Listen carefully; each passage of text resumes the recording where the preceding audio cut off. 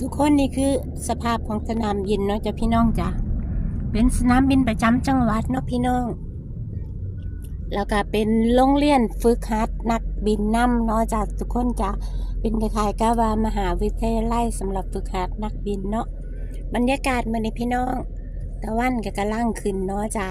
ต้องกับแสงหิมะเนี่ยขาวเบิ่งแล้วว่าแม่น้ำทะเลพี่น้องขาวโจกโพกแต่ว่าก็คือหิมะเนาะพี่น้องจ้านี่เนาะจ้าบรรยากาศมื้อนี้